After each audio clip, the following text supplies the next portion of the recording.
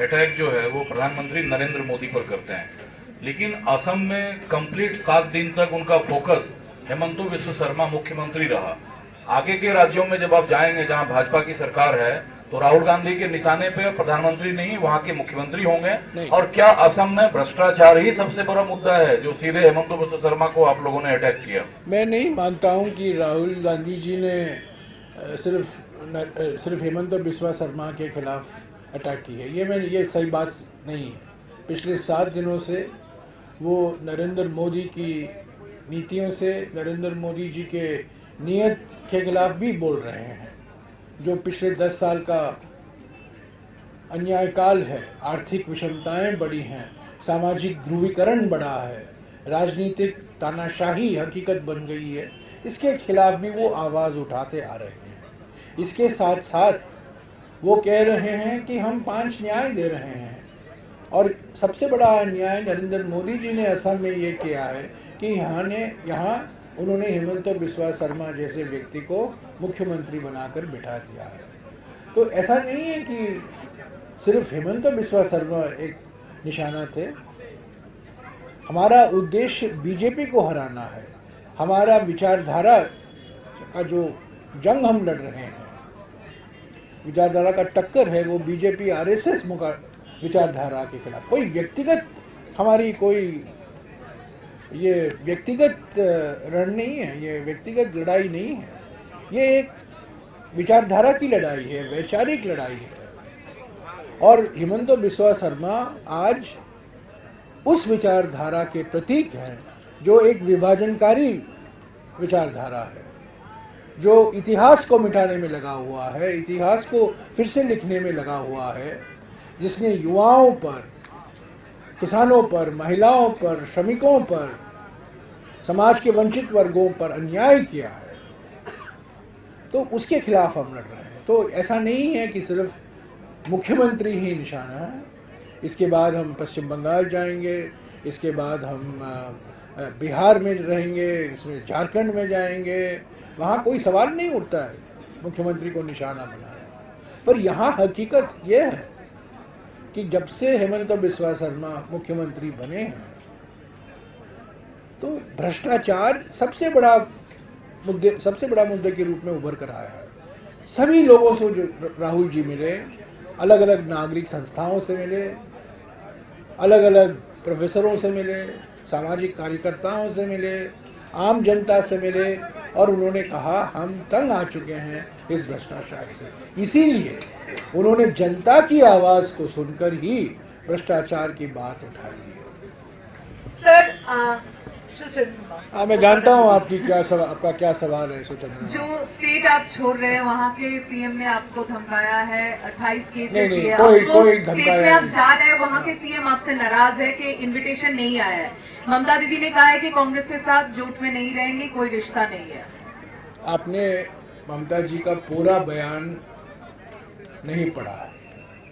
ममता जी का पूरा बयान है, हम बीजेपी को हराना चाहते हैं, हम बीजेपी को हराने के लिए कोई कदम पीछे नहीं लेंगे। उसी भावना के साथ हम पश्चिम बंगाल में प्रवेश कर रहे हैं। जब हम लंबा सफर कर रहे हैं, एक लंबा सफर है, रास्ते में कभी कभी स्पीड ब्रेकर आ जाते हैं, कभी कभी लाल बत्ती आ जाती है। इसका माने नहीं है कि हम सफर से हम पीछे हट जाएं, चलता रहता है। स्पीड ब्रेकर को हम पार करते हैं, लाल बत्ती हरी बत्ती बन जाती है। और कल यही सवाल राहुल जी से पूछा गया था, यही सवाल, और राहुल जी ने स्पष्ट उत्तर दिया कि ममता जी इंडिया गठबंधन, टीएमसी, और ममता जी विशेष रूप से क्योंकि वो एक बड़े नेता हैं, टीएमसी के नेता हैं, भारत के नेता, बंगाल के नेता हैं, देश के नेता हैं, इंडिया गठबंधन का एक बहुत महत्वपूर्ण स्तंभ तृणमूल कांग्रेस है। हम ममता जी के बिना इंडिया गठबंधन की कल्पना नहीं कर सकते, और हम उम्मीद करते हैं कि जो कल ममता जी ने कहा कि बीजेपी को हराना हमारा कर्तव्य है, हमारी प्रायोरिटी है, हमारी प्राथमिकता है, उसी भावना के साथ हम पश्चिम बंगाल में प्रवेश कर रहे हैं। और हमें पूरा उम्मीद है कि जो बातचीत चल रही है वो कुछ ना कुछ एक मध्य का रास्ता निकाला जाएगा और इंडिया गठबंधन भी पश्चिम बंगाल में इंडिया गठबंधन के रूप में चुनाव लड़ेंगे और सभी पार्टियों का सहयोग होगा उसमें। इनविटेशन आप दे सकते हैं प्रेस को?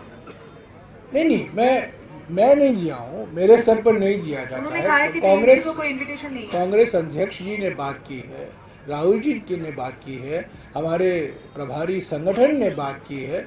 अगर कोई लिखित में इनविटेशन है मैं उसकी कॉपी मांगकर आपको दे सकता हूँ, पर मैं जानता हूँ कि 3-4 बार खरगे जी ने खुद अपने भाषणों में कहा है कि सभी इंडिया पार्टी को हम निमंत्रण दे रहे हैं और उन्होंने सभी इंडिया पार्टियों के नेताओं से बात की है। तो मैं नहीं जानता हूं किस संदर्भ में ममता जी ने ये कहा है, पर मैंने ये भी देखा है कि अंत में ममता जी ने कहा कि बीजेपी को हराना हमारा कर्तव्य बनता है और जो कुछ हमें करना है हम करेंगे। इसी भावना के साथ भारत जोड़ो न्याय यात्रा कल कूच बिहार में प्रवेश कर रही है। और कोई सवाल?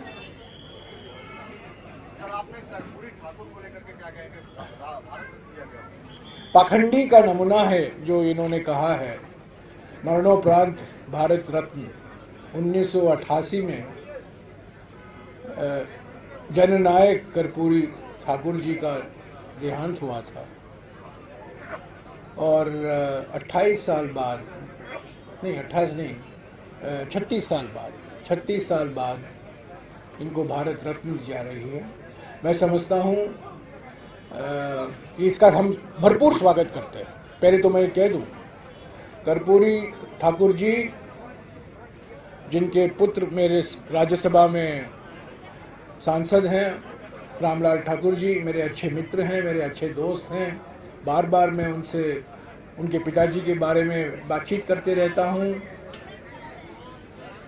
पहले तो मैं बिल्कुल साफ कर दूं, मैं इसका भरपूर स्वागत करते हैं, पर यह पाखंडी का एक नमूना है और इसमें राजनीति है। भारत जोड़ो न्याय यात्रा का स्तंभ, 5 स्तंभ जो कल राहुल जी ने आपके सामने रखा था, देश के सामने रखा था। एक स्तंभ है भागीदारी न्याय, और भागीदारी न्याय दिलवाने के लिए पहला कदम सामाजिक आर्थिक जाति जनगणना है। अगर प्रधानमंत्री को कर्पूरी ठाकुर जी के प्रति इतना ही सम्मान है तो वो क्यों ये 2011 में किया गया सामाजिक आर्थिक जाति जनगणना के नतीजे उन्होंने क्यों नहीं प्रकाशित किए? मैं पूछना चाहता हूं इस प्रधानमंत्री से, क्यों 10 साल तक कांग्रेस पार्टी की मांग और अलग अलग पार्टियों की मांग कि हमारे देश में जाति जनगणना हो, सामाजिक आर्थिक जाति जनगणना हो, उस पर उन्होंने अपनी चुप्पी नहीं तोड़ी है और उन्होंने विरोध किया है। तो ये पाखंडी नहीं है तो और क्या है? तो हम स्वागत करते हैं इस भारत रत्न का, पर प्रधानमंत्री से ये मांग करते हैं तब अगर आपकी नीयत साफ है तो आप सामाजिक आर्थिक जाति जनगणना 2011 के नतीजे को प्रकाशित कीजिए और एक नया कास्ट सेंसस सामाजिक आर्थिक जाति जनगणना करवाइए। एक और बात कह दूं, भारत जोड़ो न्याय यात्रा भागीदारी न्याय के बाद ही भारत रत्न की घोषणा की गई। मैं समझता हूं कि भारत जोड़ो न्याय यात्रा का सीधा असर भारत रत्न की घोषणा पर है। यह पहले क्यों नहीं किया गया था? यह भागीदारी न्याय जब राहुल जी ने कहा कल दोपहर को, उसके 4-5 घंटे बाद ये इस भारत रत्न की घोषणा की गई थी। ये हेडलाइन मैनेजमेंट था और नहीं, पर मैं फिर से दोहराऊं, हम इस भारत रत्न का भरपूर खुलेआम स्वागत करते हैं। आपका सवाल मिल गया, जवाब मिल गया। सर, असम के जिस हिस्से में अभी आपका न्याय यात्रा है, इसमें लेफ्ट के कुछ झंडे दिखे, आम आदमी पार्टी के झंडे दिखे, लेकिन अजमल साहब की पार्टी AIUDF के एक भी झंडे नहीं दिखे। आपने बिल्कुल किनारा करने का मन उनसे बना लिया है। मैं आपसे गुजारिश करूंगा 3 बजे तक इंतजार कीजिए। राहुल जी एक जनसभा को संबोधित कर रहे हैं, उसमें आपको सारे सवाल AUDF के बारे में जो आपने सवाल किया है उसका जवाब मिल जाएगा। पर मैं एक ही बात कहूंगा, इसके बारे में गौरव गोगोई जी और जानते हैं, पर मैं एक ही बात कहूंगा, AUDF बीजेपी को ऑक्सीजन देता है और बीजेपी AUDF को ऑक्सीजन देता है।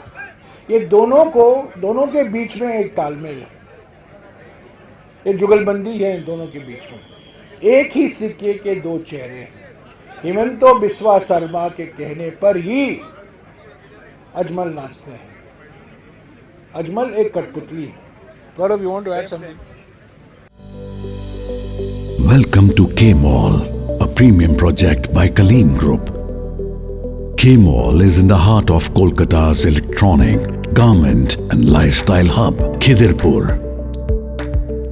K-Mall, which is designed as a world-class mall, is the outcome of endless effort of our experts, combined with modern superb techniques and new age design. Book now